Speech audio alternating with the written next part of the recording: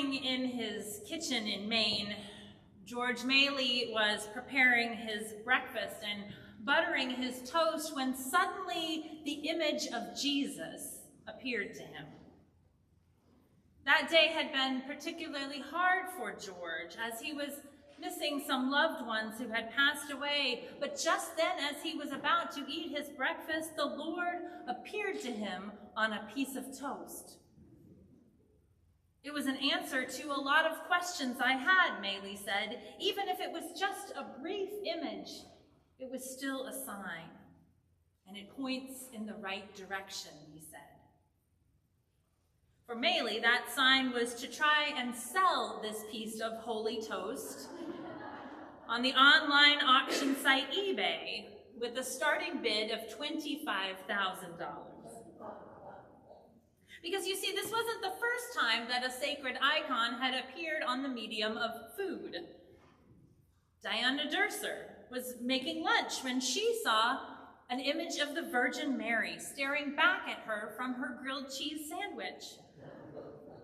She had taken a bite before she saw the Virgin looking back at her, but then she put that sandwich in a clear box and surrounded it with cotton balls and kept it on her nightstand. And she said that in 10 years, the sandwich never sprouted a spore of mold. Before that, in Bangalore, India, Sheila Anthony was baking the flat, unleavened chapatis that she did every day for her family to eat. One day, her daughter refused to eat one, saying that it was burnt. And Anthony was about to throw it away, but then on inspection, she noticed that the burn mark resembled Christ. It was an opinion that was confirmed by her daughter and many of her neighbors, so she took it to her parish priest, George Jacob, who agreed that the burned bread looked just like Jesus and promptly pronounced it a miracle. And then it was put in a glass case for exhibition and visited by thousands of devout worshipers and curious onlookers. Jesus on a piece of toast, the Virgin Mary on grilled cheese, Christ in a chapati?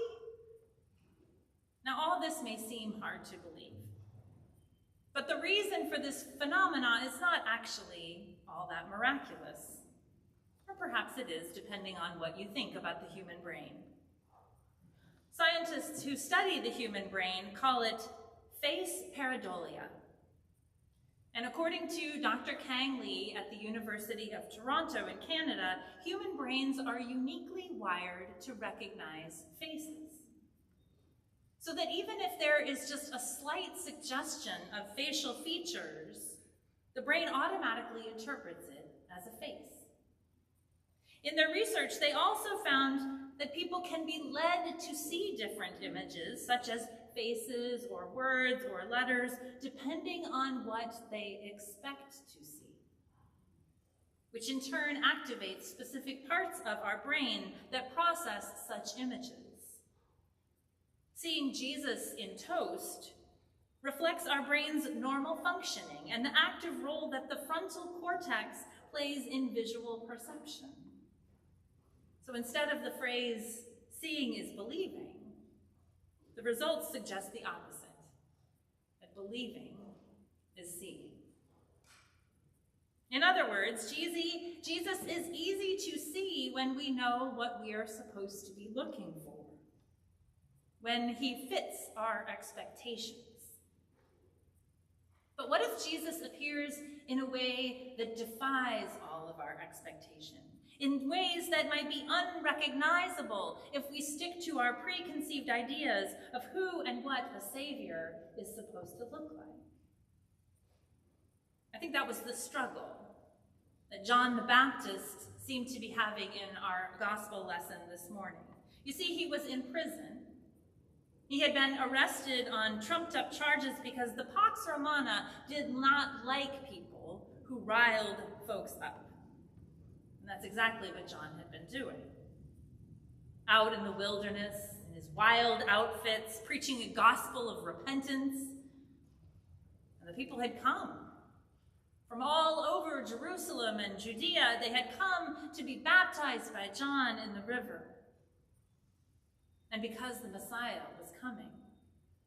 The one that the prophets had predicted. He was coming, he said, with judgment and power to overthrow the oppressive regime and set God's people free.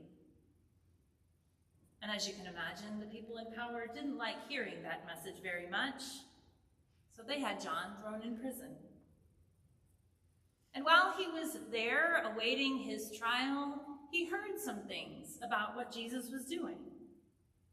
And it didn't really match up with what he believed the Messiah was supposed to be doing, the message that he had been preaching about Jesus and his ministry to come. As Montague Williams writes in his commentary in the Christian Century this week, while John's main task was to point people to Jesus, he generated certain expectations about what Jesus would accomplish and how. John even had a group of disciples of his own who were ready to move in support of Jesus' upcoming cosmic display of authority. John had a lot riding on being right about Jesus.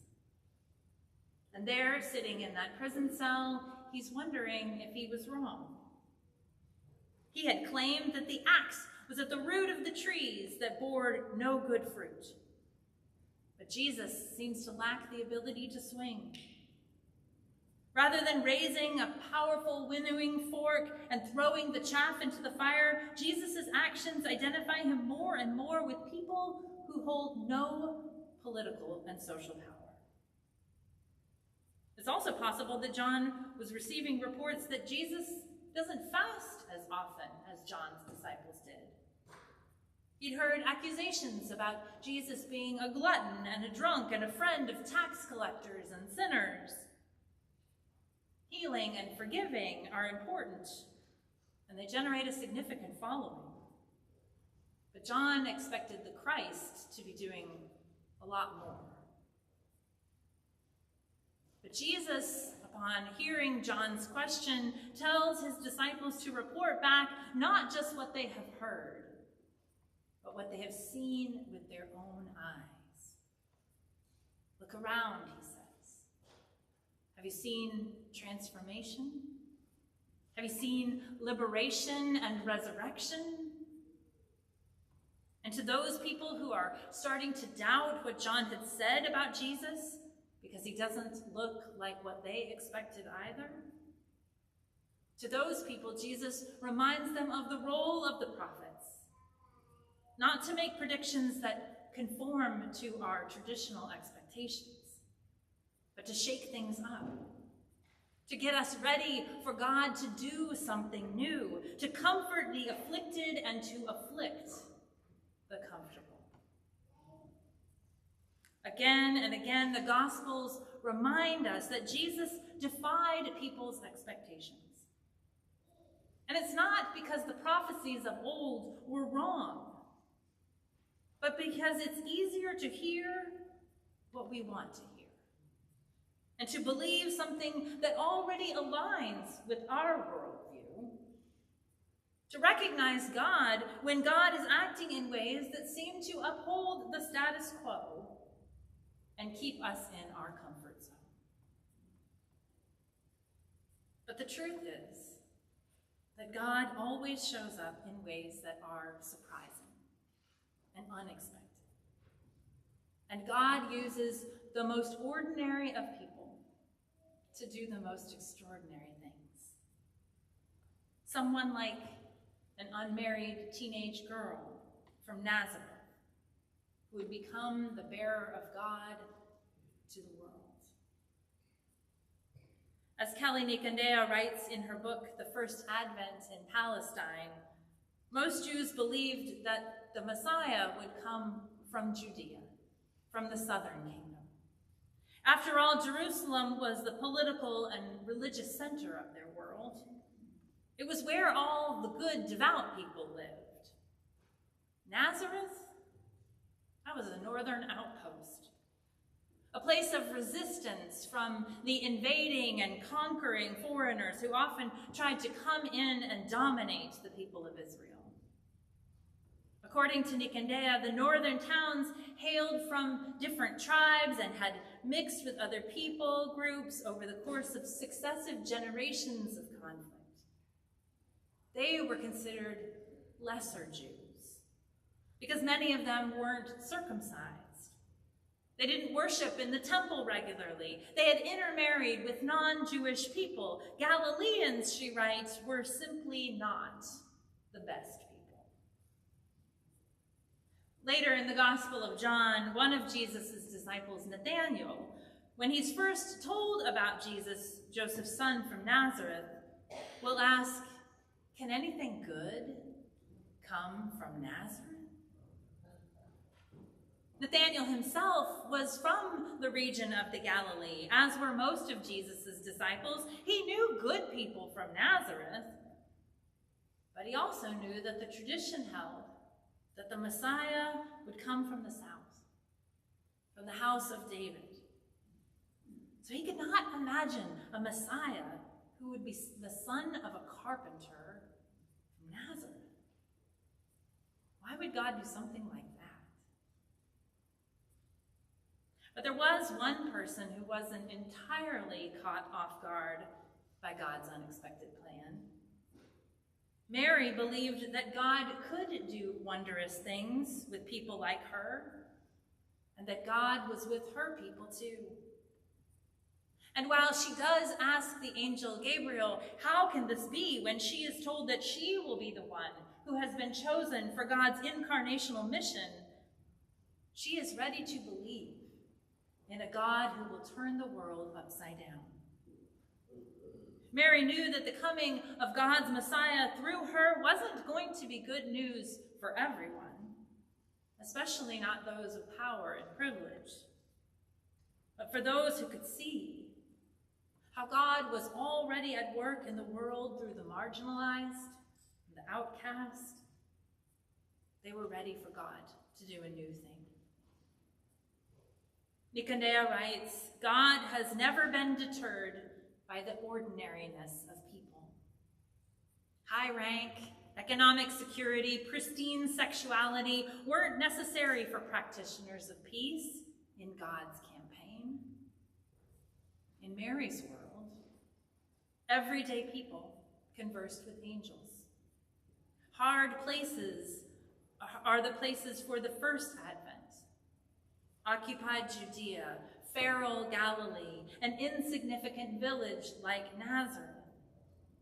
God's peace was unfurled in the places where life wasn't working, where people hurt the most, where hope was on the run. Here, God declared, peace can, peace will be born. So maybe we shouldn't be so surprised that God can show up in miraculous ways in the most ordinary of places, like in the kitchen of a woman making bread, or with a grieving man fixing a piece of toast alone. Because you see, that is exactly where God has always been. Perhaps we should not doubt that Christ will appear in those whose hearts are open. Those who long to see God are the ones who can recognize God the easiest. And we should not doubt that God will look like us. That, after all, is the miracle of the incarnation.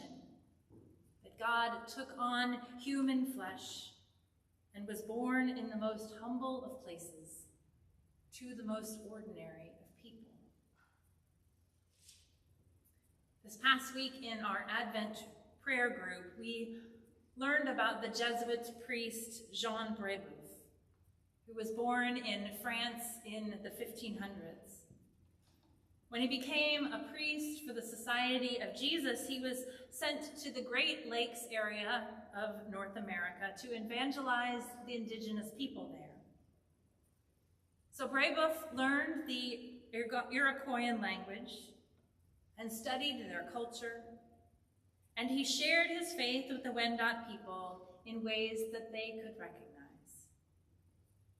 Brebeuf wrote a Christmas carol, now known as the Huron Carol, which Stefan played for us so beautifully as part of the prelude.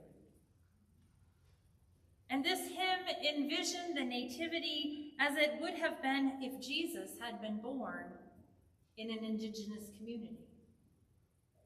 For Brebeuf, Jesus didn't have swaddling clothes. He was in a little papoose, a baby in one of those leather backpacks that indigenous moms would wrap their babies in. Instead of shepherds, it's wandering hunters who heard the angels, sent by the Great Spirit to sing over the baby king wrapped in a robe of rabbit skin. And instead of 3 wise men, there are traveling elders who kneel before him, bringing their gifts not of gold and frankincense and myrrh, but of fur and beaver pelt and sunflower oil from the tall waving flowers that Brebeuf must have seen nearby. In the devotional that we've been using on Thursday mornings, written by Kate Bowler, it says, Brebeuf looked around and wondered, what if everything that is holy isn't somewhere else? What if it's right here? What if these are the things that God would use if God showed up and needed a blanket?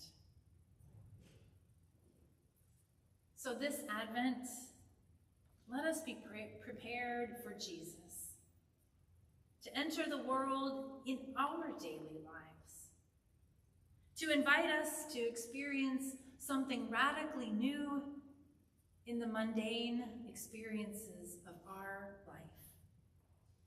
Let us try to see how God is already being born in the world, showing up in the most unexpected of ways through the most ordinary of people.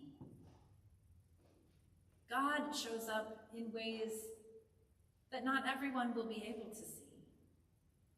But if we open our hearts, perhaps we too can help midwife God's surprising presence into the lives with whom God is trying to do something new. May it be so.